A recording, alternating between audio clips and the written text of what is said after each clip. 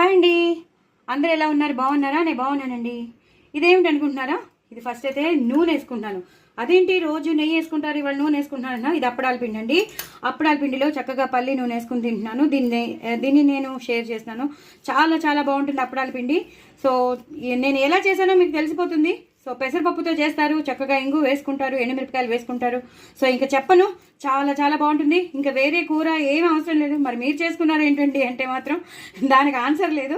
But ఎప్పుడైనా ఇదివరకు కాలంలో ఇది చాలా చాలా చాలా ట్రెడిషనల్ రెసిపీ, పాత రెసిపీ. ఇదివరకు కాలంలో ఇలా అప్పడాలు చేసేటప్పుడు ఇది దాచిపెట్టేసుకునేవారు. ఇలా దాచిపెట్టేసుకుని సాయంత్రం పూట ఇంకేం చేసుకునేవారు కాదు. ఈ అప్పడాల పిండితో అన్నం తినేసేవారు. అందరికీ ఒక్కొక్క ఉండ ఇచ్చేస్తారనమాట. ఇలాగా ఒక్కొక్క ఉండ వాళ్ళు తినేసేవారు. కడుపు నిండిపోతుంది, వేరే కూర అవసరం లేదని చెప్తున్నాను అది. సో అంత కడుపు నిండిపోతుంది అన్నమాట. నెక్స్ట్ మజ్జిగన్నమో ఏ పెరుగన్నమో అందులో కూడా నంచుకునేవారు. అంత బాగుంటుంది. సో డూ ట్రై ఇట్ అండి.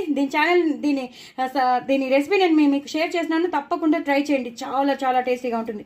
ఇలా ఉండ చేసి ఇస్తారండి. చాలా చాలా బాగుంటుంది. నాకైతే నోరు ఊరిపోతుంది. ఇంకా నూనె వేసుకోవాలి, నేను వేసుకుంటాను, మీరు కూడా ఎక్కువ వేసుకోండి.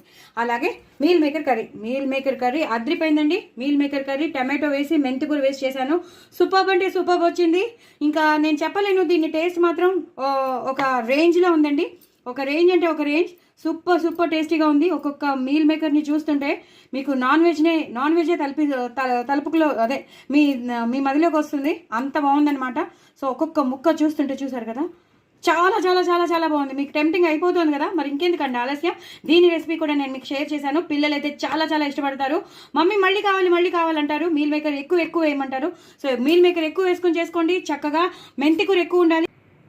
దయచేసి నా ఛానల్ మాత్రం సబ్స్క్రైబ్ చేసుకోవడం అస్సలు మర్చిపోవద్దండి.